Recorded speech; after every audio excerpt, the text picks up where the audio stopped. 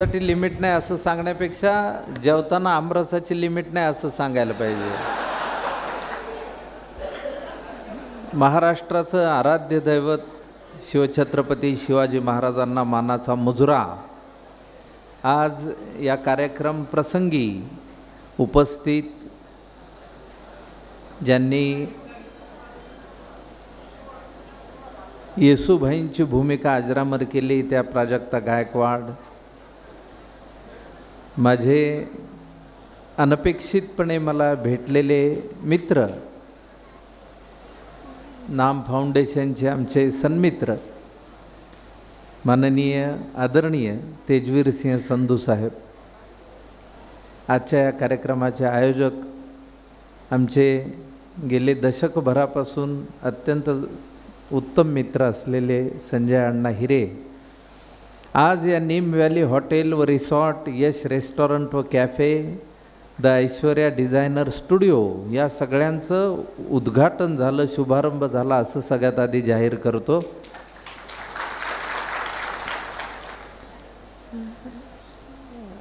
मी नेहमी नामविषयी असं म्हणतो की माणसांनी माणसांसाठी सुरू केलेली माणुसकीची चळवळ असा नामचा उल्लेख मी करतो आणि त्यातला मी अंशतः भाग आहे, याचं मला नेहमी सुदैव वाटत आलेलं आहे.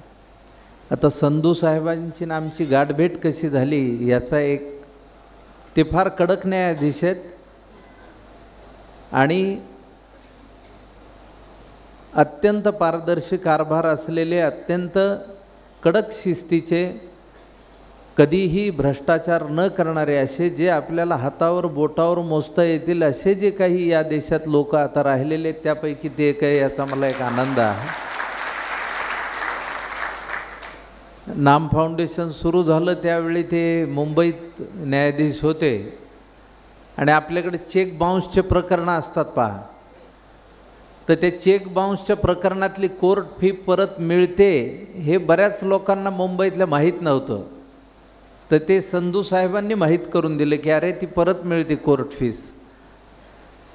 लोक खुश झाले, म्हणले एवढा चांगला न्यायाधीश, आणि ते म्हणले मी फी तुमची परत करीन, पण एक अट त्यांनी ठेवली की यातली 10% रक्कम नाम फाउंडेशनला द्यायची, तर तुम्हाला हे.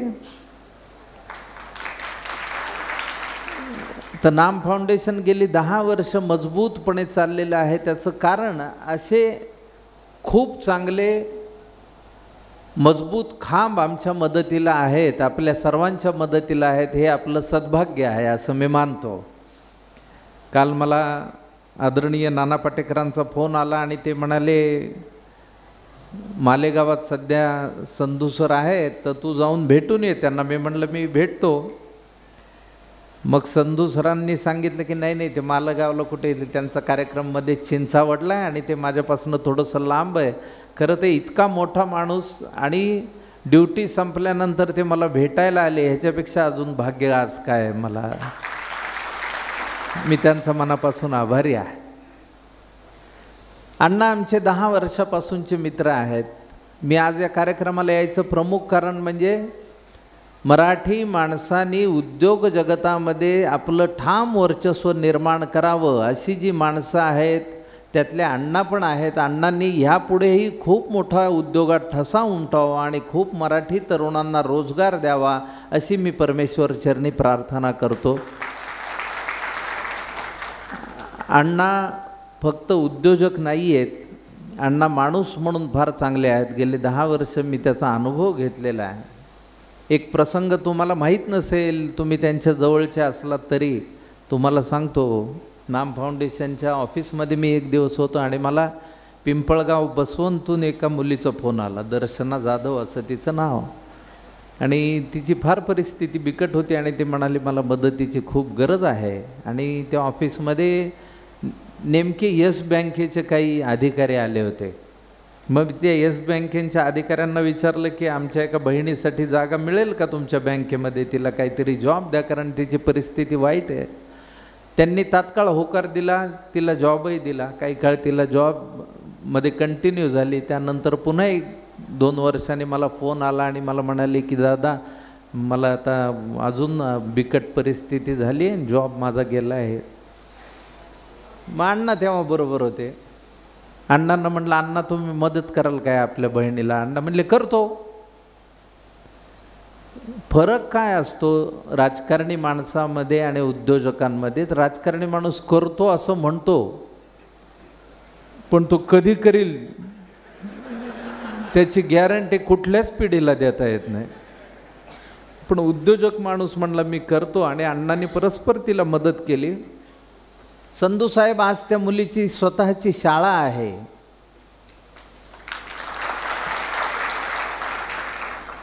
आणि ती मुलगी स्वतःच्या पायावर कुटुंबाचा भार व्यवस्थित सांभाळून आहे. ह्या अशा सदरामध्ये ओल असलेली आमची मैत्री आहे. आम्ही मित्र अशा पद्धतीनं झालो, स्नेही अशा पद्धतीनं झालो. आज मी इथे आल्या आल्या आमच्या काही शेतकरी बांधव मित्रांनी डाळिंब दिले. एवढाले डाळिंब दिले. म्हणलं आयला कसं खायचे हे आता? तर मुंबईत आम्हाला डाळिंब एवढे दिसते ते कुठतरी कोपऱ्यात पडलेले. दणकून दिले ते. म्हणले, मी म्हणलं रंग असा फिकट का? तर उन्हाळ्यात रंग फिकट असतो म्हणले, पावसाळ्यात अजून रंग चांगला होतो आणि हिवाळ्यात अजून रंग चढतो गुलाबाला, मग त्या डाळिंबाला. डाळिंबाची लाली दिसते ती हिवाळ्यात खऱ्या अर्थाने, पण त्याची चव मात्र तशीच राहते. खानदेशाचं प्रेम असं आहे. म्हणजे खानदेश श्रीमंत कशामुळं आहे? तर घरी आलेल्या पाहुण्याला चांदीच्या ताटवाटीत जीव घालून ते चांदीची ताटवाटी घेऊन जा म्हणणारे लोक आहेत. एवढं औदार्य खानदेशामधल्या लोकांमध्ये आहे. अण्णांनी आज जेवणाचं बेत सांगितलं तेव्हा आम्ही दुपारपासून काही खाल्लेलं नाही. म्हणलं चला तसेच मांड्याचा सगळा कारभार आहे. म्हणलं आता पुरणपोळी आमरस काय काय खाऊ घालतील. म्हणलं रिकामं जाऊ पोटाने, बघू काय आहे ते. प्राजक्ताताईला हे माहीत नसेल, पण खानदेशातलं तू एकदा जेवलीस की खानदेशात येण्याचे कारण शोधत राहशील, याची मला खात्री आहे. आज अण्णांनी हे विश्व जे उभं केलं त्याबद्दल मी मनापासून त्यांचं अभिनंदन करतो. कारण ग्रामीण भागातल्या माणसांसाठी हे करावं असं वाटणारीच मंडळी मुळात कमी झालेली आहेत. कारण उद्योजक झालं की शहराकडे धाव घ्यायची, त्या शहराच्या गर्दीमध्ये राहायचं. मला नेहमी असं वाटतं की शहरातल्या पायाभूत सुविधा आहेत त्यावर इतका जर भार टाकला तर एक दिवस ते सगळं कोलमडून पडेल अशी भीती वाटत राहते. मी एका मंत्री महोदयांना इंटरव्ह्यूमध्ये विचारलं होतं, म्हणलं साहेब तुम्ही एवढ्या मोठ्या पदावर आहेत या राज्याच्या, म्हणलं 5 किलोच्या पिशवीत 20 किलो धान्य भरलं तर काय होईल? ते म्हणले फाटेल पिशवी. मी म्हणलं माझ्या शहराचं असं वाटत नाही का शहरच फाटेल एखाद दिवशी, एवढी गर्दी इथं वाढली तर? ते म्हणले हा पण करणार काय? त्यांनी राजकीय उत्तर दिलं व्यवस्थित मला. पण आपल्या गावाकडे येऊन आपल्या गावातल्या लोकांना हे सगळं उपलब्ध झालं पाहिजे, ही भावनाच किती महत्त्वाची आहे. आणि दुसरं महत्त्वाचं म्हणजे आम्ही खेडोपाडी जेव्हा जातो त्यावेळी हॉल बघतो बरेच. आता हा हॉल मी बघतोय तर मला सगळ्यात कौतुक याचं आहे की घाम पुसताना समोरची मंडळी नाहीत आणि इकडची मंडळी नाहीत. ह्याच्यापेक्षा आनंदाची काय गोष्ट असते? ते संधू साहेब म्हणले ती दूरदृष्टी संजयाची ती तशी आहे की तिथले गारठले पाहिजे, तिथले गारठले पाहिजे. नाही ते एरवी काय होतं, समोर प्रेक्षक घाम पुसत ऐकत बसतात आणि त्यांना कंटाळा येतो. बरं वक्ते थंडगार असतात त्यामुळे ते किती वेळ बोलत राहू शकतात. ते म्हणतात आपल्याला मस्त चालू आहे, आणि ते बिचारे घाम टिपीत टिपीत काय म्हणायला लागले, आता हे कवा शांगा झोडणं सोडल, लोकाला ते वाटत राहतं. पण चांगुलपणाचा प्रयत्न करणं म्हणजे गेल्या अण्णांची मी पहिल्यांदा जेव्हा भेटलो त्यावेळी उद्योजक म्हणूनच भेटलो. त्यांच्या सुमंगलच्या आमच्या त्या फीडच्या प्लांटवर मी आलो होतो आणि त्यावेळी आमची ओळख झाली. आणि आज तो इतक्या मोठ्या प्रमाणात वाढलेला आहे की घरातून सुद्धा तो प्लांट दिसतोय, याचा मला मनस्वी आनंद झाला. आणि मुळात ग्रामीण भागातली आपली लोक, आज ऐश्वर्याताईचं मला कौतुक विशेष का वाटलं, मी तिला विचारलं की तू इथं ड्रेस डिझाईन केलेले आहेस पण याच्या किमती काय आहेत, मिनिमम कॉस्ट काय? ती म्हणली इथल्या प्रत्येक गावातल्या माणसाला परवडेल अशी किंमत आहे, 1500 रुपयापासून ही सुरू होते. मग ज्याला जितकी परवडेल. ही किती आनंदाची गोष्ट आहे. म्हणजे आता तेवढ्यासाठी प्रवास करायला लांबवर जाऊन ते कपडे आणण्यापेक्षा इथल्या इथं ते उपलब्ध आहेत, ह्याच्यासारखा आनंद दुसरा नाही. यश आज धावपळीतच होता. आज त्याच्या नावाने ती रेस्टॉरंट, तोच उद्घाटनाला नाही. म्हणलं हा कुठं गायब झाला आहे? आता तो सुरुवात व्हायच्या आधीच इतका पळापळीत असेल तर सुरू झाल्यावर तर काय थांबतोय का नाही एका जागी काय माहीत. पण त्याला यश मिळो आणि ऐश्वर्याला ऐश्वर्य लाभो असे आशीर्वाद मी त्यांना देतो. आणि अण्णा फक्त तुमचं अभिनंदन नाही, वहिनींचंही अभिनंदन करतो, कारण ह्या सगळ्या ह्याला पाठबळ वहिनींचं आहे. कारण मी त्यांचं दातृत्व सातत्याने बघत आलेलो आहे, त्यामुळे मला माहिती आहे. आणि घरातला मूकनायक हाच खरा नायक असतो याची मला खात्री आहे. त्यांचं तुमचा हा उत्तम पद्धतीचा संसार जो आहे, अतिशय चांगल्या संस्कारांमध्ये तुम्ही वाढलेली लोक आहात. एक फक्त कळकळीचं आव्हान आहे, अण्णा कधीही राजकारणात जाऊ नका. तुम्ही समाजकारणातच राहा, उद्योजक म्हणूनच राहा. आणि उद्योजक होता होता आपल्या जवळपासच्या मित्रपरिवाराला कसं वर काढता येईल याचा एक अभ्यास सातत्याने ठेवा. आता एवढी मोठी जागा आहे, तुम्ही तसे निवांत झालेले आहात, तर दिवसातले 2 तास तरुण उद्योजकांसाठी इथे एक वर्कशॉप सुरू करा आणि ती फ्री ऑफ कॉस्ट असं सुरू करा. कुठल्याही खेड्यापाड्यातला माणूस आला, तरुण आला, मुलगा आला, त्याला जर उद्योजक व्हायचं असेल, त्याला काही उद्योग करायचा असेल, तर त्याला मार्गदर्शनाची गरज आहे. कुठल्याही छोट्या गोष्टीला आपण नुसतं पाठीवर एक थाप ठेवली तर तो मुलगा उभा राहू शकतो. आणि मला नेहमी असं वाटतं, जगातली पुण्यवान माणसं कोण? जी झाडं लावतात ती. कारण आपण एखाद्या या रणरणत्या उन्हामध्ये जेव्हा झाडाच्या गार सावलीत बसतो, त्यावेळी आपल्या आत्म्यातनं डायरेक्ट आशीर्वाद त्या झाड लावणाऱ्याला डायरेक्ट जात असतो. आपल्याला त्याचं नावही माहीत नसतं ते कुणी लावलेलं आहे.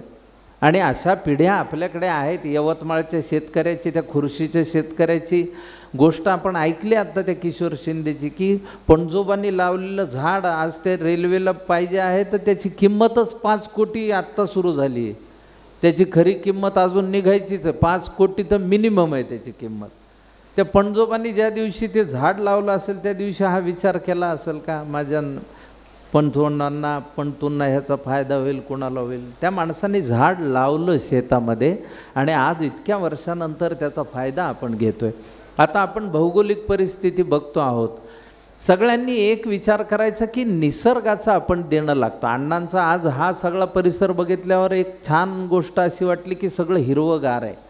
आणि हिरवंगार असणं ही महत्त्वाची गोष्ट आहे आपल्या आजूबाजूला. कारण आपण पहा, निसर्गाला भांडवल म्हणून गृहीतच धरत नाही आहेत, ही आपली चूक आहे. म्हणजे विज्ञानाने गाड्या शोधून काढल्या, त्याच्यामुळे माणसांचा प्रवास सुखकर झाला. पण त्या गाड्यांमुळे वाढलेलं प्रदूषण असेल, वाढलेले अपघात असतील, त्याच्यामुळे संपत जाणारं डिझेल इंजिन असेल, त्याचा विचार कोणी करायचा? मुळात असं आहे की कुठल्याही कारखान्यामध्ये यंत्रांची झीज होत असताना कारखानदार घसारा काढून ठेवतो त्यासाठी. पण निसर्गाची झीज होताना आपण घसारा काढतोय का? मग आपण निसर्गाचे कोण लागतो? आपण जर कोणी लागत नसू तर त्याच्याकडनं आपण फुकट का घेतो, हाही प्रश्न आपल्याला पडला पाहिजे.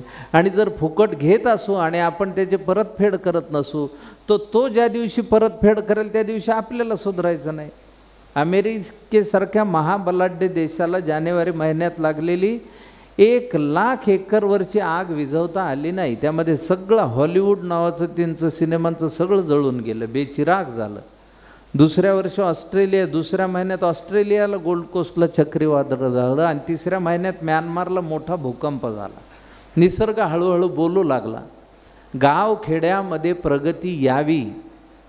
गांधीजींचंही तेच म्हणणं होतं की गाव खेड्याकडे चला. गाव खेड्यामध्ये जर ते केंद्रीभूत झालं तर शहरातला भार निश्चितपणे कमी होईल. आता काही झालं तरी शहरामध्ये केंद्रीभूत झालेलं आहे, पण ते केंद्रीभूतकरण जे आहे अर्थव्यवस्थेचं असेल, सगळ्या गोष्टींचं असेल, ते हळूहळू जर गावखेड्याकडे आलं तर मग देश संपन्न आणि समृद्ध होईल.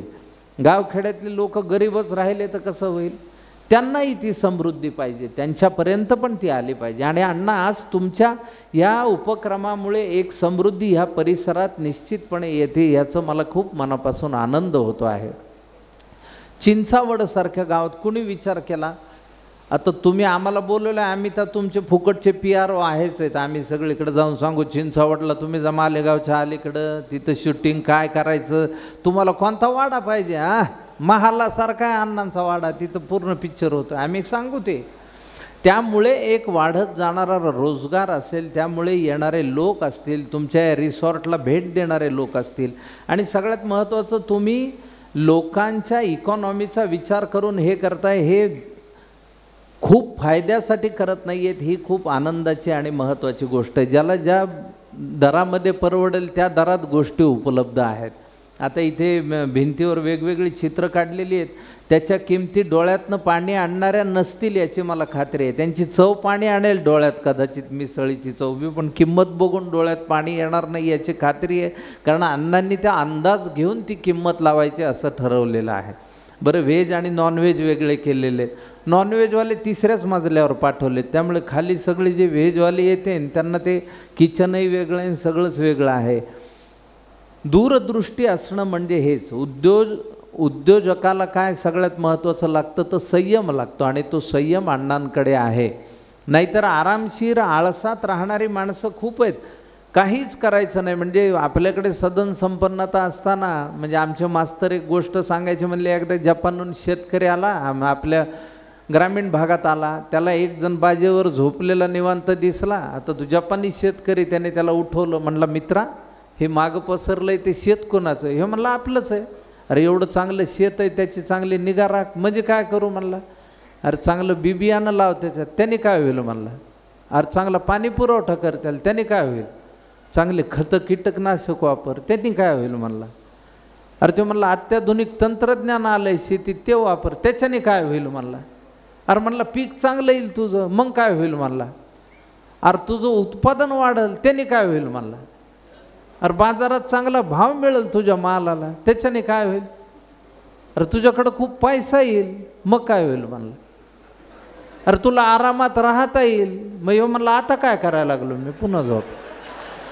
तो गोष्टीतला शेतकरी व्हायचं नाही हे ज्यांनी ठरवलेलं आहे, त्यांनी आयुष्य पुढे जाता जाता आईवडिलांचे आशीर्वाद घेऊन, आत्ता ते शेवटच्या गाण्यामध्ये आईवडील हेच आपल्याला दिसणारे देव आहेत असं त्या गाण्याचा अर्थ होता. अण्णांना आईवडिलांचेही आशीर्वाद मनापासून लाभलेले आहेत, आणि त्यातून ही परंपरा सुरू झालेली आहे.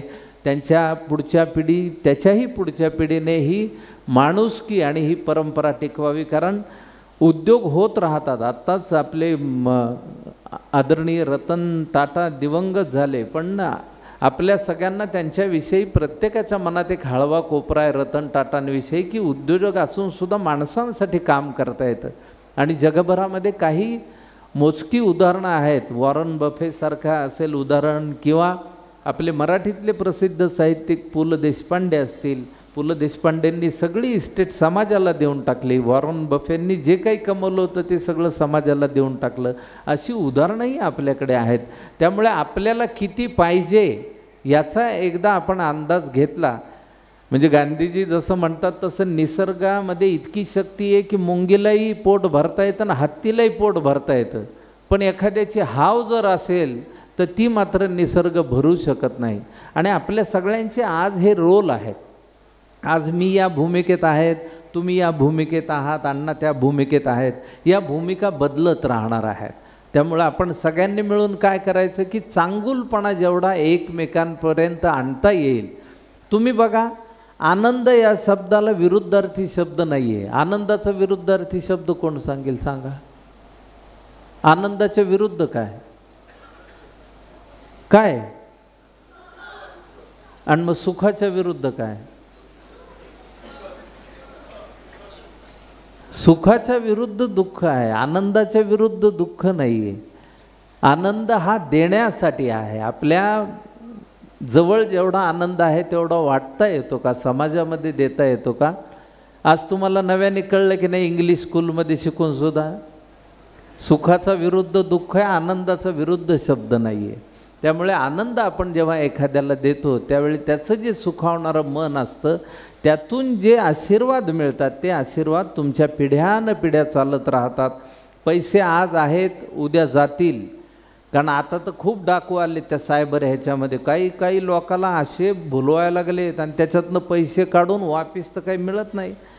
पैसे येतील जातील, पण आनंदाने तुम्ही ज्या माणसांना जगवलेलं आहे, ज्यांना आनंद दिलेला आहे, ते मात्र तुमच्या आयुष्यातला आनंद कमी होऊ देणार नाहीत याची खात्री आहे.